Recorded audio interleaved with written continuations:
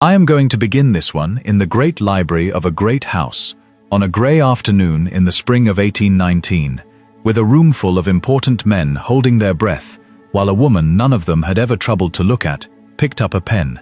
Because the whole fate of a 400-year-old estate was about to come down to whether or not she chose to write her name, and I want you in that room when she lifts the pen. The house was Draycott Court, seat of the Earls of Draycott, and it was, that afternoon, some 3 days from being lost forever. The library was full of the men who deal in such losses, lawyers, in their black coats, with their papers spread across the great table, the family's man of business, grey-faced, and at the head of the table, standing very stiff and very pale, James Aldous, the young Earl of Draycott himself, watching, with an expression of a man watching his own execution, as everything he had spent 2 years fighting to save hung by a single thread. And the thread was a woman, seated at the table, with a document in front of her, and a pen in her hand. Her name was Miss Alice Redmayne, and she was the poor relation. You know the sort, or you have read of them, the penniless cousin taken into a great family out of charity, given a corner and a small allowance, and expected to be grateful and invisible for the rest of her life. Alice Redmayne had been exactly that at Draycott Court for 11 years, ever since she was orphaned at 16, with nothing in the world, and no one to take her but a distant Draycott cousin, who took her more out of duty than affection. She was 27 now. She was plainly dressed, and quiet, and composed, and for 11 years she had been so thoroughly a fixture of that household, so completely overlooked, so entirely dismissed, as a nobody of no account, that the Earl of Draycott himself, if you had asked him a month before, would have been hard put to tell you the colour of her eyes.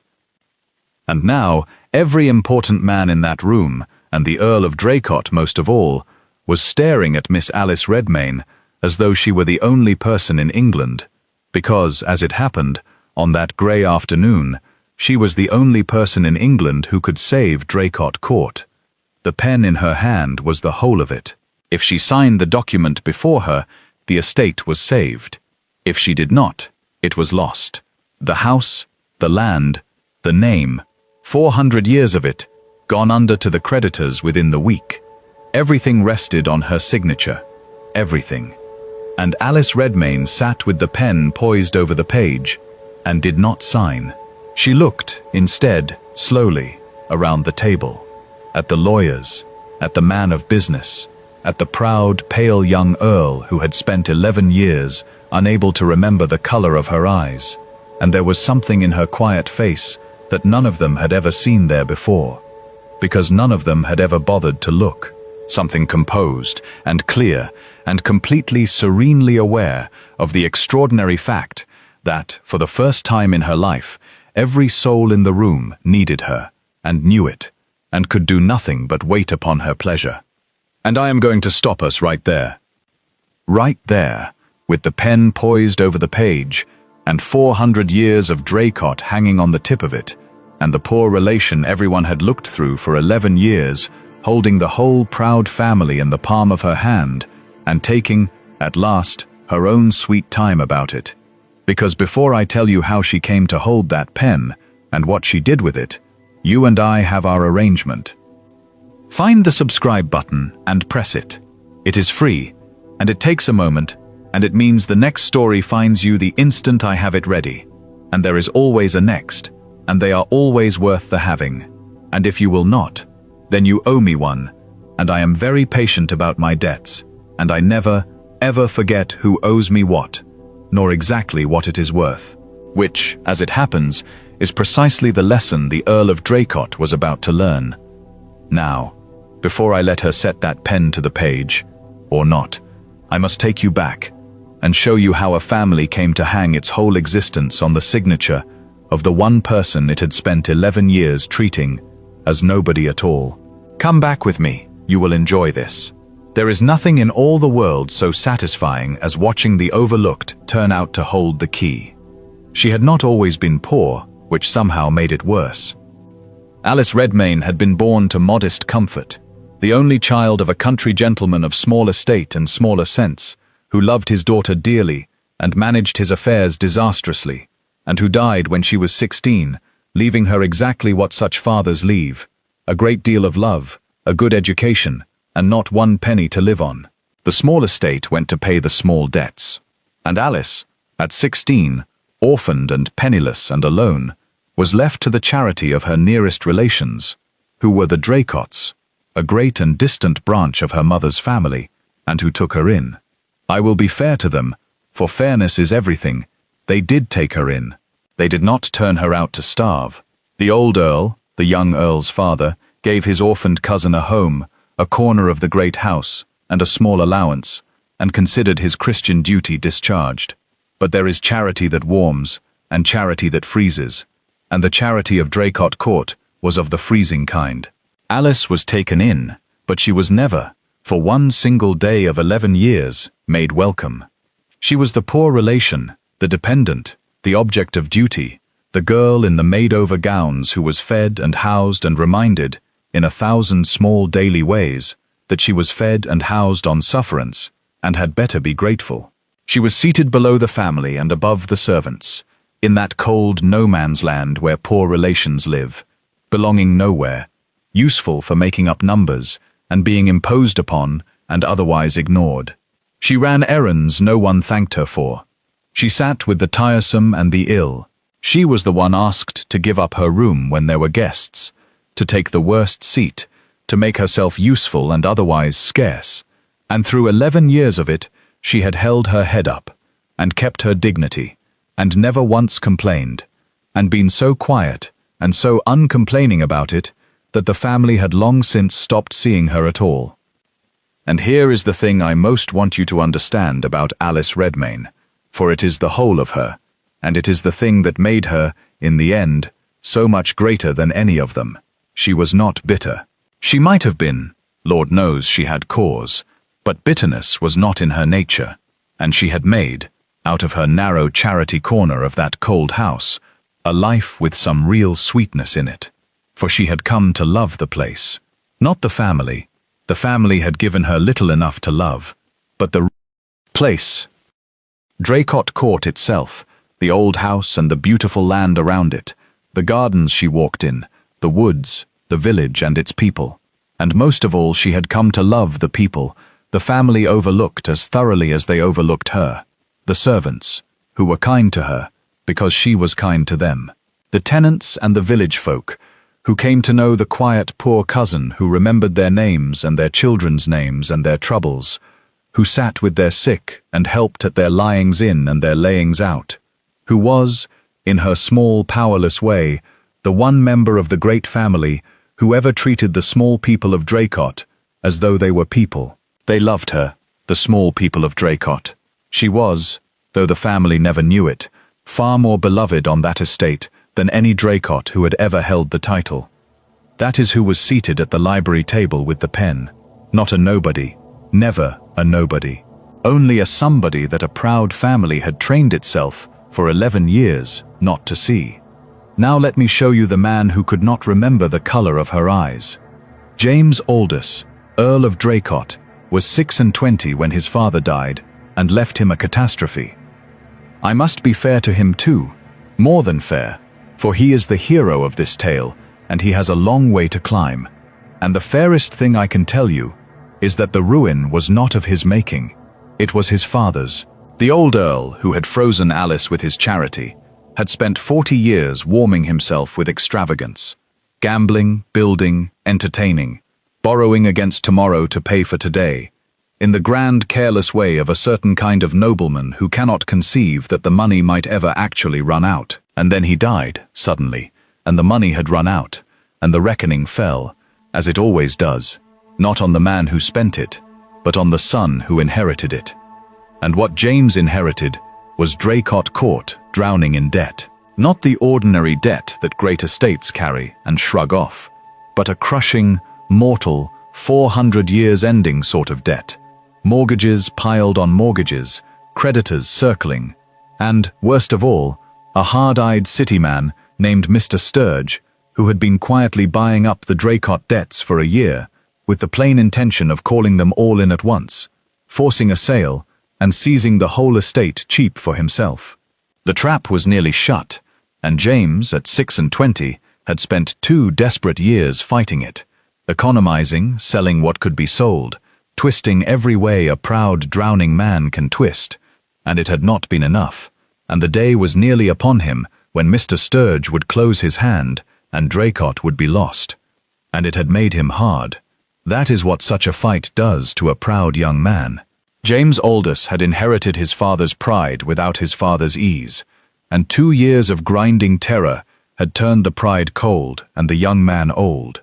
He was consumed, entirely, by the single desperate business of saving his inheritance, and he had no attention, no warmth, no notice to spare for anything that did not bear directly on that fight.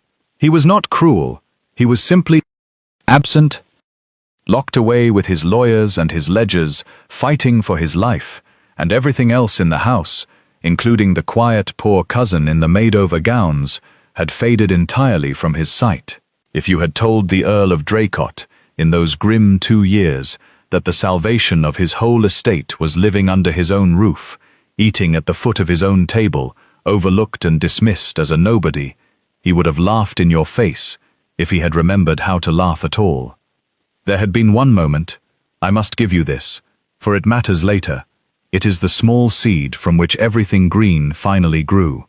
Some months before the worst of it, on a black night, when a first great blow had fallen, and James had thought all was already lost, he had come into the library at 2 in the morning, wild and grey and beaten, to be alone with his despair, and found it already occupied. Alice was there, unable to sleep, sitting quietly by the dying fire with a book. And she had not fled, as the poor relation was trained to flee when the family wanted a room. She had looked at his ravaged face, and understood, and said, not the empty things people say, but something quiet and true and steadying. Something about how a house was more than its debts, and its people more than its rent roll, and how he was not, whatever happened, alone. And they had talked for an hour by the dying fire, 2 in the morning, really talked, the only real conversation James Aldous had had in 2 years, and for that 1 hour he had seen her, seen the quiet depth and the quiet strength, and the quiet kindness of the woman his family had overlooked for 11 years, and had gone up to bed a little less alone than he came down. And then the daylight came, and the fight closed back over him, and he forgot. Not entirely. Some small warmth toward the quiet cousin lingered, unexamined, at the back of his exhausted mind. But the fight was everything, and by the next week he could not have told you what they talked of, and Alice went back to being the poor relation, and the moment sank without a trace. She did not forget it. She had loved him a little, quietly, hopelessly, from that night, the way you love someone who has, for 1 single hour, truly seen you.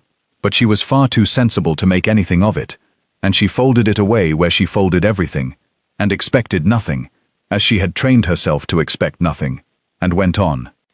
That is where matters stood, the estate 3 weeks from ruin, the Earl drowning, the poor relation overlooked as ever, when the lawyers made their discovery.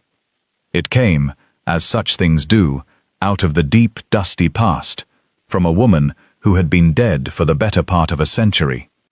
For as the lawyers combed, in the last desperate weeks, through every scrap of the Draycott muniments, every deed, every settlement, every ancient dusty document, hunting for anything, any asset, any loophole that might yet save the estate, they came upon an old settlement, near 90 years old, made by a formidable ancestress named Honoria, Countess of Draycott. And when the lawyers understood what the old Countess Honoria had done, they went very quiet, and then very excited, and then they sent for the Earl. Old Countess Honoria, it seemed, had been a very shrewd woman, an heiress in her own right, who had brought a great fortune into the Draycott family upon her marriage, near 90 years before, and who had lived long enough to watch her sons and grandsons begin to fritter the family's wealth away, in exactly the careless, spendthrift manner that would, generations later, bring James to the edge of ruin. and Countess Honoria had not liked what she saw. So, being shrewd, and being possessed of a great fortune that was her own to dispose of, she had done a remarkable thing. She had taken a very large portion of that fortune, a sum so large that, even 90 years on, it was more than enough to clear every debt on Draycott twice over, and she had locked it away.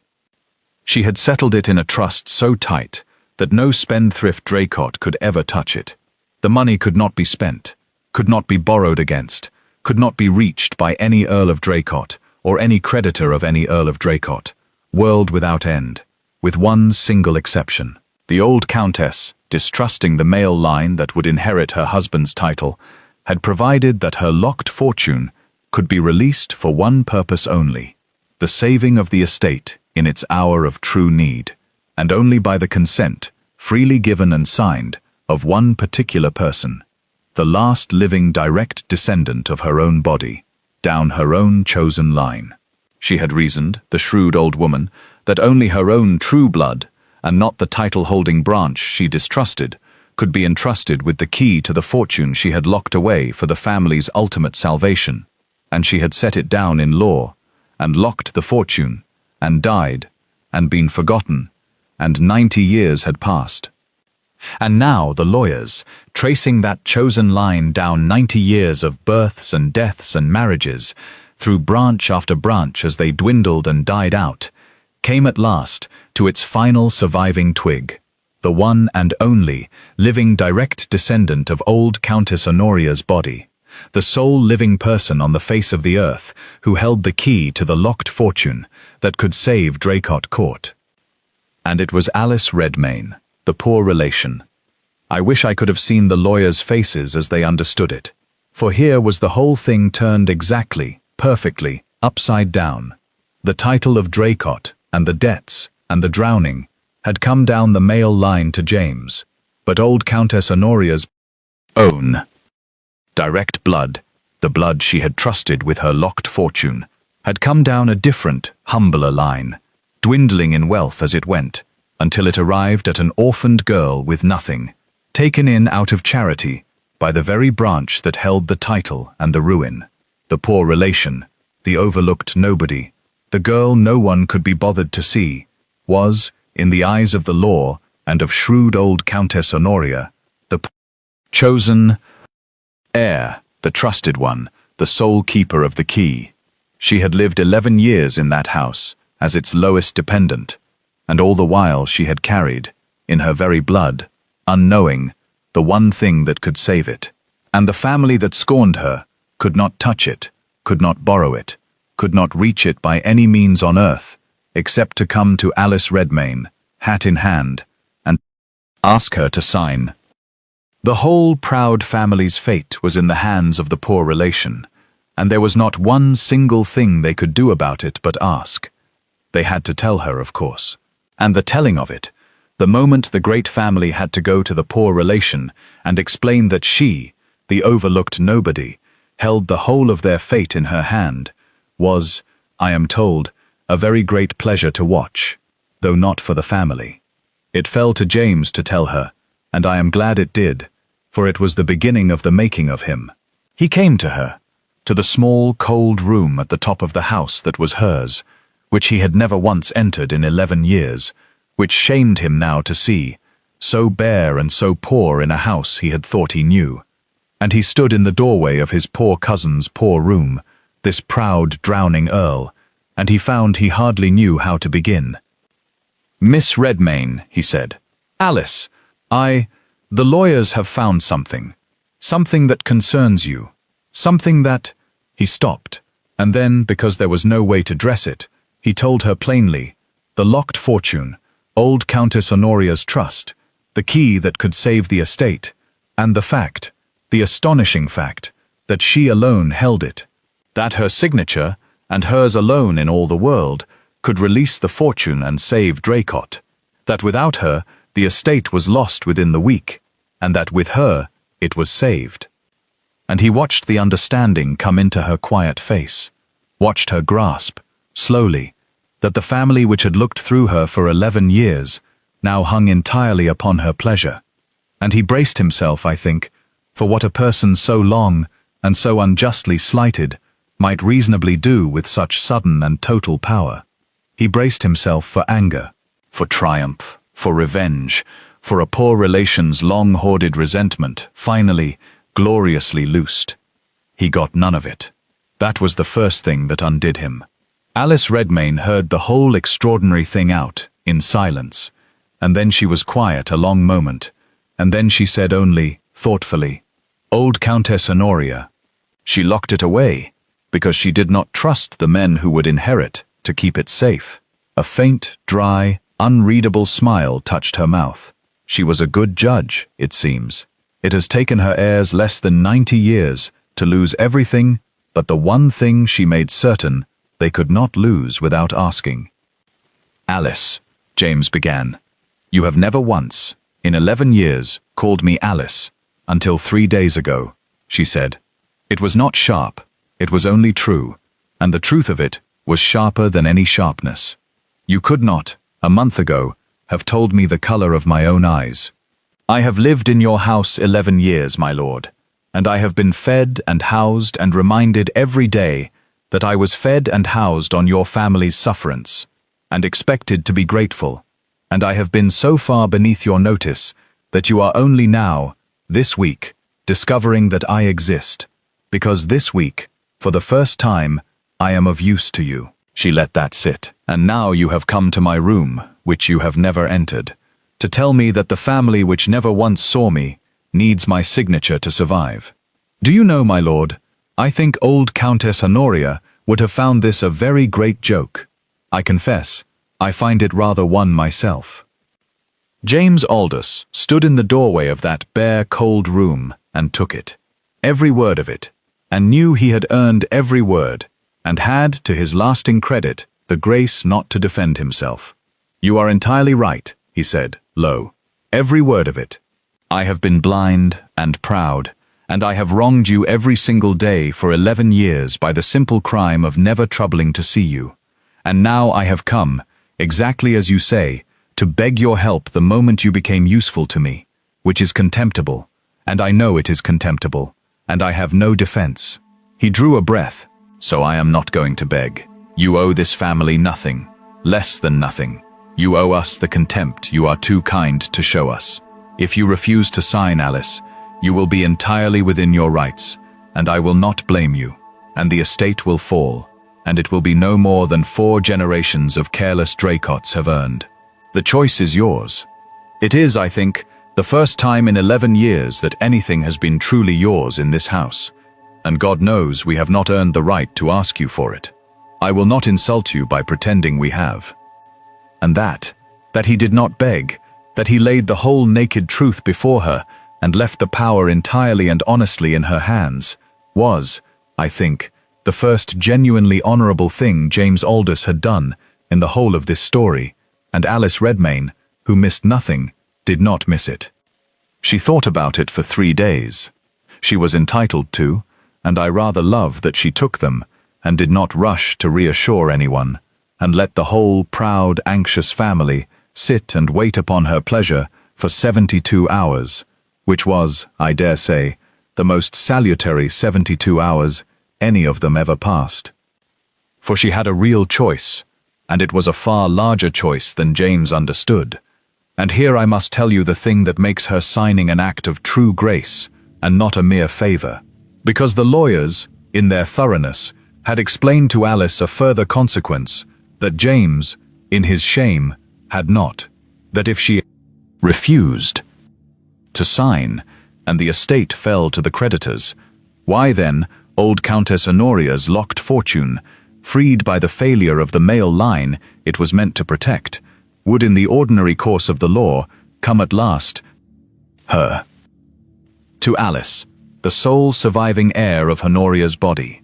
If Draycott fell, the great locked fortune would, in the end, be hers.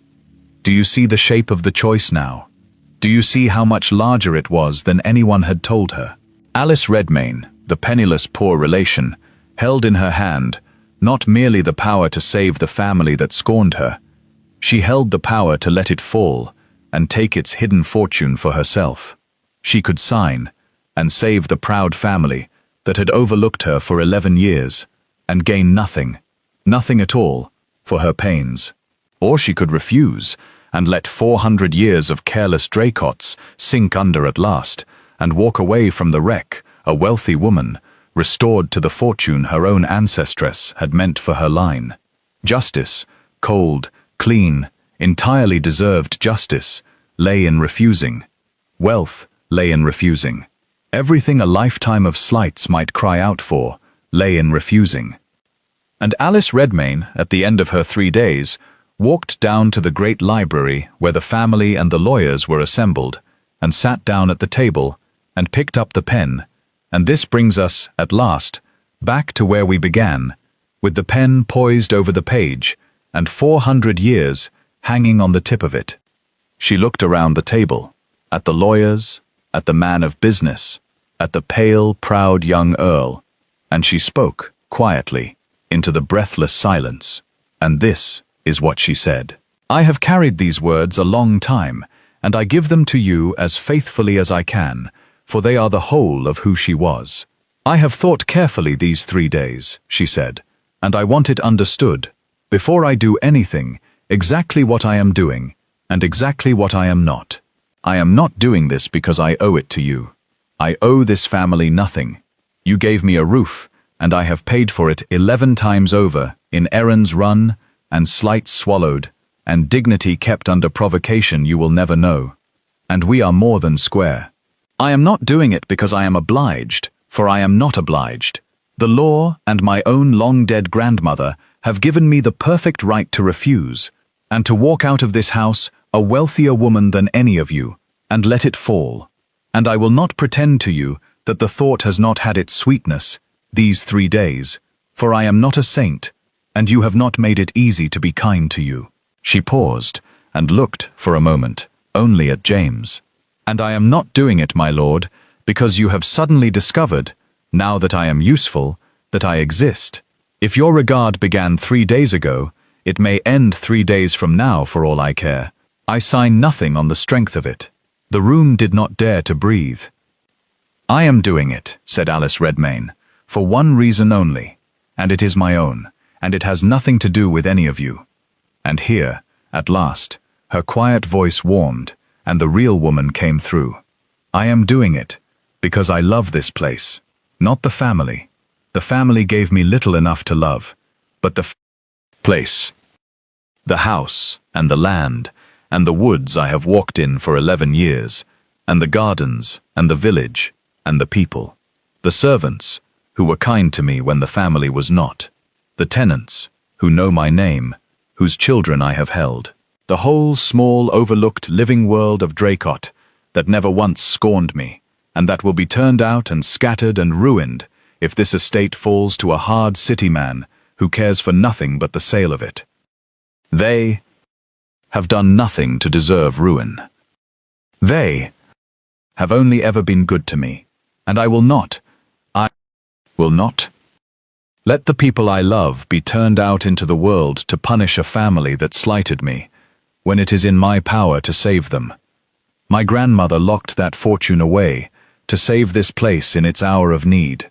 This is the hour, and I am, it seems, the only one she trusted to know it." She looked down at the document. "So I will sign, not for you, for them, and because it is what she meant me to do, and I find I would rather be worthy of her trust than of your regard." And she set the pen to the page, and she signed her name, Alice Redmayne, in a firm, clear hand, and released old Countess Honoria's locked fortune, and saved Draycott Court, and gave up, with a single stroke, a fortune that might have been her own, and asked for nothing, and gained nothing, and towered, in that moment, over every proud soul in that room, as no Earl of Draycott had ever towered over anyone. The estate was saved, the debts were cleared within the month, Mr. Sturge's trap sprang shut on empty air, 400 years of Draycott went on, and the poor relation who saved it went quietly back up to her small cold room at the top of the house, having asked for nothing, exactly as she had always done. But James Aldous did not forget her this time. This time, everything was different. because this time, at last, he had truly seen her. Gratitude or love. He came to her again, some days after the signing, when the estate was safe and the lawyers gone, and Alice, who had learned to expect nothing, braced herself, I think, for the awkward gratitude of a man discharging a debt, for the offer of money, perhaps, or thanks, or some stiff acknowledgement that would turn her, with its very kindness, back into the poor relation, the recipient of the family's charity, now with the roles merely reversed. She did not get it.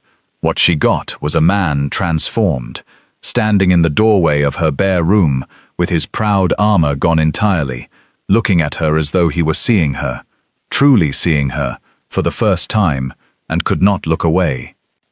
"I have come to say a great many things," James said, "and I am going to say them badly, because I have never learned to say them at all, and because I am terrified, which is new to me. So bear with me." He drew a breath. "First, you are not going back to that room. Not for one more night. I have had the finest rooms in this house made ready for you, and you will take them, not as charity, never again as charity, but as your right, as the woman who saved Draycott and the true heir of the fortune that saved it, and I will settle upon you, this week, a portion of that fortune that is properly and legally your own, so that you need never again in your life depend on anyone's sufferance for anything. You will be free, Alice, independent, able to go anywhere, do anything, live entirely as you choose, beholden to no one. That is owed to you, and I am seeing it done, and it has no condition attached to it whatever. You may take your independence and walk out of this house forever, if you wish, and I will help you pack, and I will grieve, but I will not say one word to stop you. Do you understand me? You are free. That first." Alice stared at him. It was the last thing she had expected, that his first act would be to give her the means to leave him freely, with no strings. "And the second thing," James went on, and now his voice was not steady at all, "the second thing is that I have fallen in love with you, and I know exactly how little you can trust that, and I am going to tell you anyway." He came into the room. "You said, at the table, that if my regard began 3 days ago, it might end 3 days hence, and that you would sign nothing on the strength of it. You were right to say it. But you were wrong about one thing, Alice, and it is the only thing in this whole business you have ever been wrong about. My regard did not begin 3 days ago. It began at 2 o'clock in the morning, more than a year ago, in the library, when I came down grey and beaten and ready to give up, and found you by the fire. And you did not flee as you had been trained to flee, and you talked to me for an hour, really talked, and told me that a house was more than its debts, and that I was not alone. I have never forgotten that hour. I forgot it in the daylight, God forgive me, because I was drowning and could hold on to nothing. But it was there, underneath everything, the whole miserable year, the 1 hour in 2 years that I was seen, and steadied, and not alone, by the one person in this house who never scorned anyone. I did not begin to love you 3 days ago when you became useful. I began to love you a year ago, when you were of no use to me at all, and were only kind. I was too blind and too drowning to know it, until you saved us all, and I finally lifted my head, and saw you." He stopped, wretched and hopeful at once. "So there it is. Marry me. Not out of gratitude. You'll notice I have made you free and rich first, precisely so that you never need wonder whether I offered from need, and so that you may refuse me from perfect safety and independence if you choose. Marry me for the only reason worth marrying for, because a year ago, in the dark, before you were anything to me but the cousin I'd overlooked, you saw me, and I have discovered, too late and then not too late, that I saw you too, and never stopped." And Alice Redmayne, who had loved him quietly and hopelessly since that same night by the fire, and folded it away expecting nothing, looked at the transformed man before her, and weighed it, with the clear, unflinching eye she turned on everything, exactly as she had weighed the signing. "You have made me free first," she said slowly, "independent, able to walk away, before you asked me for anything. Yes, because I could not bear for you to say yes, and wonder, ever, for one moment of your life, whether you had been bought, or trapped, or made to feel obliged. You have felt obliged in this house for 11 years. I would sooner lose you free than keep you obliged. If you take me, Alice, I will know, you will know, that you took me from a position of perfect freedom, wanting nothing, owing nothing, able to have anything else in the world. It is the only way I would have you. It is the only way you deserve to be had. And that, my dears, was the right answer. The whole and perfect right answer. For he had understood, at last, the one thing that mattered. That you cannot truly give yourself to someone who is not free, and that the first gift of real love is not a claiming, but a setting free. He had made her his equal, more than his equal, before he ever asked, so that her yes, if it came, would be the yes of a free woman, and not a grateful dependent. Alice was quiet a long moment, and then the composure she had held for 11 years cracked, at last, into something soft and luminous that James had never seen and would spend the rest of his life trying to deserve. That night in the library, she said, when I told you that you were not alone, I meant it more than you knew. I had loved you a little since before that night. God help me, foolishly, hopelessly, the poor relation mooning after the Earl, and I never breathed a word of it, and I never would have, because there was no earth in the world in which it could grow. Her eyes were bright. And now you have gone, and made the earth. You have made me free, so that I might choose you from freedom. You have loved me from before I was useful, which is the only love worth having. You clever, blind, impossible man. She was laughing now, and crying, both at once. Yes, not out of gratitude, not from obligation, from freedom, and from a love I have carried in secret, longer than you have carried yours. Yes, James, with my whole free heart, yes. And the Earl of Draycott crossed the small bare room that his wife-to-be would never sleep in again, and gathered up the poor relation who had saved him, who had never, for one single day, been poor in anything that mattered, and held her as though he had found the one treasure his careless family had spent 400 years overlooking, which, of course, he had. And that, my dear listeners, is where I leave them, in a small, bare room at the top of a great saved house, a humbled earl and the overlooked woman who held the key to everything, choosing each other freely, at last, as equals.